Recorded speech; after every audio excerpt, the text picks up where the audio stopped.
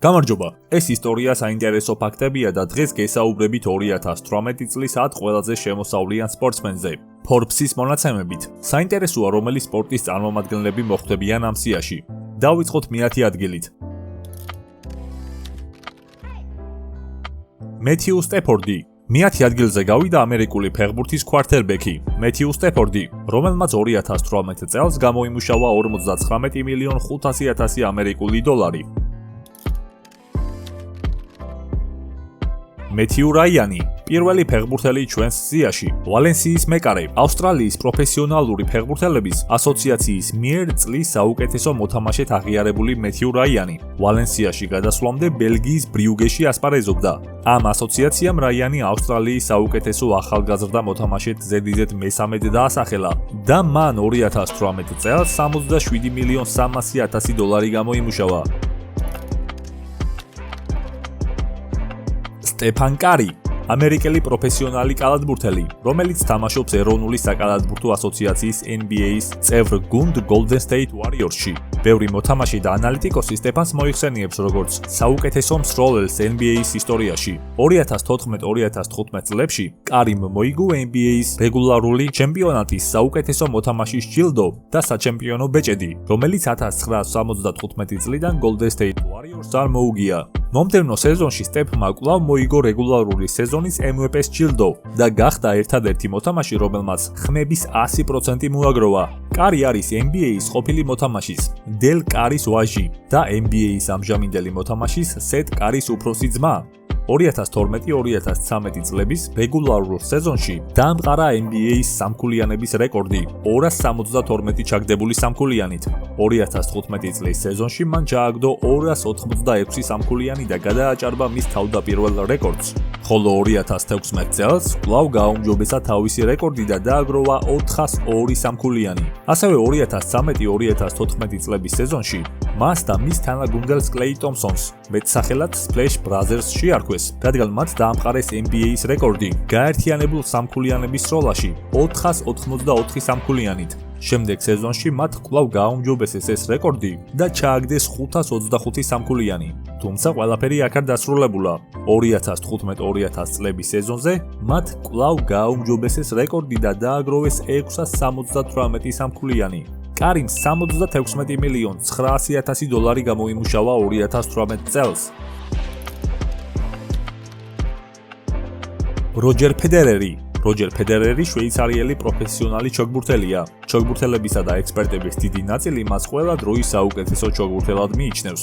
ფედერერს მამაკაცთა ჩოგბურთში ყველაზე მეტი 20 დიდი სლემის ტურნირი აქვს ერთეულთა თანრიგში მოგებული, რეკორდული 8 უიმბლდონი, ასევე რეკორდული 6 ავსტრალიის ღია პირველობა, 5 ამერიკის შეერთებული შტატების ღია პირველობა და 1 საფრანგეთის ღია პირველობა. როჯერს 27 მასტერსი და რეკორდული 6 წლის შემაჯამებელი ტურნირი აქვს მოგებული. ჯამში ფედერერმა კარიერაში ATP-ის 99 ტურნირი მოიგო ერთეულებში. ATP-ის ჩოგბურთელთა რეიტინგში იგი ყველაზე დიდხანს 310 კვირის განმავლობაში იკავებდა პირველ ადგილს, მათ შორის ზედიზედ 227 კვირის განმავლობაში, რაც რეკორდია. 2002 წლის ოქტომბრიდან 2016 წლის ნოემბრამდე ფედერერი უწყვეტად შედიოდა მსოფლიოს რეიტინგის ტოპ 10-ში. 2018 წლის თებერვალში 5 წლიანი პაუზის შემდეგ შვეიცარიელი 36 წლის ასაკში დაუბრუნდა მსოფლიო რეიტინგში პირველ ადგილს და გახდა მამაკაცთა ჩოგბურთის ისტორიაში ყველაზე ასაკოვანი პირველი ჩოგანი.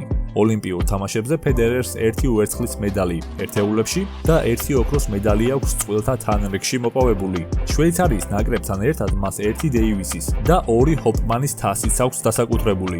მან გამოიმუშავა 77,200,000 დოლარი გასულ წელს. ლებრონ ჯეიმსი. ლებრონ ჯეიმსი პროფესიონალი ამერიკელი კალათბურთელი და ლოს-ანჯელეს ლეიკერსის მოთამაშეა ნაციონალურ საკალათბურთო ასოციაციაში. მან 2012 წლის სეზონში მაიამი ჰიტთან ერთად პირველი NBA-ის ჩემპიონის ტიტული მოიგო. 2012 წლის ზაფხულში კი ამერიკის შეერთებული შტატების საკალათბურთო ნაკრებთან ერთად ზაფხულის ოლიმპიურ თამაშებზე მოიგო ოქროს медаლი. ლებრონ ჯეიმსზე იმდენი რამის თქმა შეიძლება, რომ მგონი ჯობია მხოლოდ ის ვთქვათ, თუ რა არის მისი ზედმეტსახელი თავის სპორტში. მეფე. 2018 წელს მან 85,500,000 დოლარი გამოიმუშავა. ნეიმარი, ბრაზილიელი ფეხბურთელი, თამაშობს Paris Saint-Germain-ში და ბრაზილიის ეროვნულ ნაკრებში თავდამსხმელის და გარემარბის პოზიციაზე. 19 წლის ასაკში ნეიმარმა სამხრეთ ამერიკის 2011 წლის საუკეთესო ფეხბურთელის ჯილდო ხმათა უმრავლესობით მოიგო. ამას მოჰყვა სამხრეთ ამერიკის 2012 წლის საუკეთესო ფეხბურთელის ჯილდოც. 2011 წელს ნეიმარი წარადგინეს FIFA-ს ოქროს ბურთის ნომინაციაზე, სადაც მეათე ადგილი დაიკავა და წლის საუკეთესო გოლისთვის FIFA-ს ფერენც პუშკაკის ჯილდოც მოიგო. ლეგენდარულმა ბრაზილიელმა თავდამსხმელმა პელემ ნეიმარს შესანიშნავი ფეხბურთელი უწოდა, ხოლო რონალდინიომ მას მსოფლიოში საუკეთესო ფეხბურთელობა უწინასწარმეტყველა. ნეიმარი სანტოსს 2003 წელს შეუერთდა. მისი დებიუტი პირველი გუნდის რიგებში 2009 წელს შედგა და იმავე წელს ლიგა პაულისტას საუკეთესო ახალგაზრდა ფეხბურთელად დაასახელეს. ამას მოჰყვა 2010 წლის ლიგა პაულისტას საუკეთესო ფეხბურთელის ჯილდო და იმავე წელს 2010 წლის საფეხბურთო თასის ბომბარდირობა 11 გოლით. 2010 წელს მან სეზონის 60 მატჩში 42 გოლი გაიტანა. მისმა კლუბმა კი იმ წელს ოქროს დუბლი შეასრულა. ნეიმარი 2011 წელს კვლავ გახდა ლიგა პაულისტას საუკეთესო ფეხბურთელი. ნეიმარი ბრინჯაოს ბურთით დაჯილდოვდა FIFA-ს 2011 წლის მსოფლიო საკლუბო ჩემპიონატზე, სადაც სანტოსთან ერთად ფინალამდე მიაღწია. 2012-სა და 2013 წლებში Sport.pro ნეიმარს ყველაზე გაყიდვადი სპორტსმენი უწოდა. 2013 წლის დეკემბერში The Guardian-მა მსოფლიოს 100 საუკეთესო ფეხბურთელთა სიაში მე-6 ადგილი მიაკუთვნა.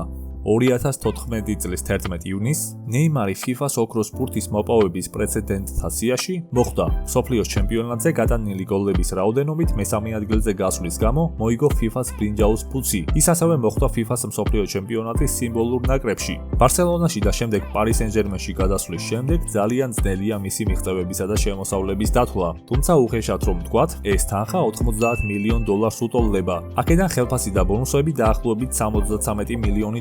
ხოლო სარეკლამო შემოსავალი $17 მილიონი. მისი სპონსორები და პარტნიორები არიან Nike, Red Bull, Gillette, Beats Electronics, McDonald's და სხვები.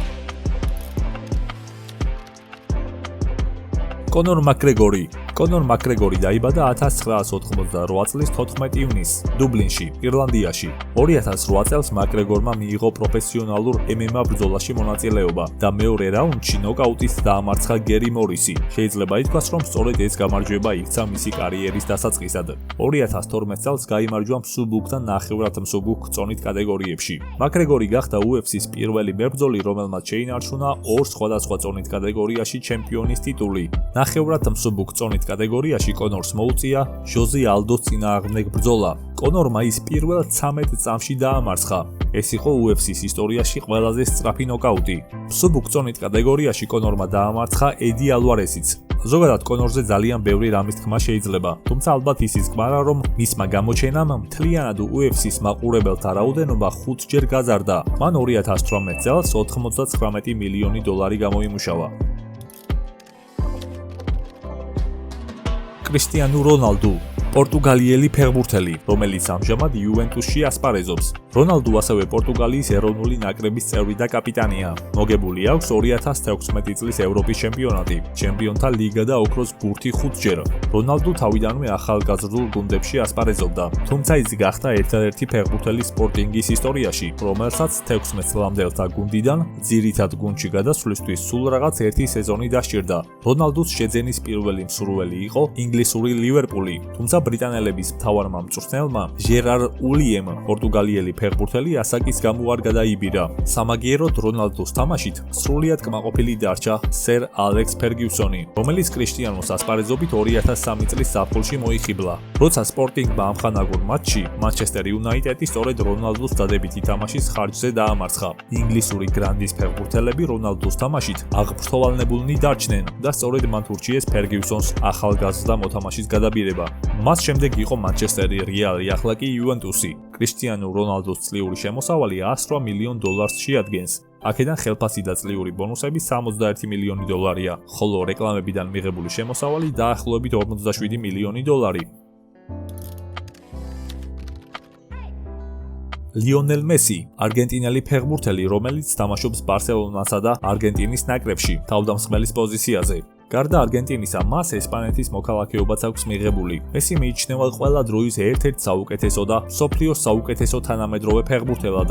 მიღებული აქვს ოქროს ბურთის სარეკორდო რაოდენობა 5, რომელთაგან პირველი იყო ჯერ კიდევ 21 წლის ასაკში. მის საფეხბურთო სტილს დიეგო მარადონას სტილს ადარებენ, რომელიც მესის თავის მემკვიდრედ მიიჩნევს, თუმცა შეიძლება საკამათოც იყოს. მესი უფრო მაღლა დგას თუ მარადონა. მესი 2005 წლის FIFA-ს მსოფლიოს ახალგაზრდული ჩემპიონატის საუკეთესო ბომბარდირი გახდა 6 გოლით. 2006 წელს გახდა ყველაზე ახალგაზრდა არგენტინელი ფეხბურთელი მსოფლიოს თასის ისტორიაში. 2008 წელს პეკინში მან თავისი პირველი ეროვნული медаლი მოიგო არგენტინის ოლიმპიურ გუნდთან ერთად. 2014 წლის მსოფლიო ჩემპიონატზე მესი არგენტინის ნაკრებთან ერთად ვერცხლის პრიზიორი გახდა. თავად მესი კი ტურნირის საუკეთესო ფეხბურთელად დაასახელეს. 2018 წელს ლიონელ მესის საერთო შემოსავალი 111 მილიონი დოლარია. აქედან ხელფასი და ბონუსები 84 მილიონი დოლარი, ხოლო სარეკლამო შემოსავალი 27 მილიონი დოლარი. მისი ძირითადი სპონსორები არიან Adidas, Mastercard, Pepsi, Lay's და სხვა დიდი ბრენდები.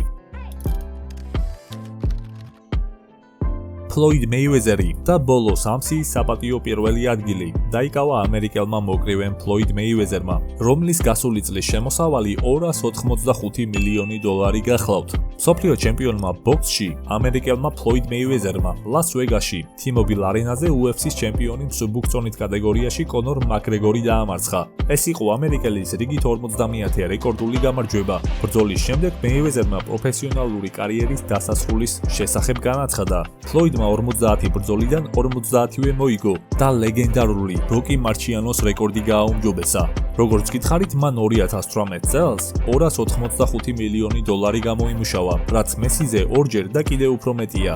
მისი ზედმეტსახელი The Money ნამდვილად შეესაბამება ამ ადამიანს. დღეისათვის კი სულ ეს იყო. თუ მოგეწონათ ვიდეო, იქნებ დაალაიქოთ კიდეც და გამოიწეროთ ჩვენი არხი, რათა არ გამოგრჩეთ კიდევ უფრო საინტერესო ვიდეოები.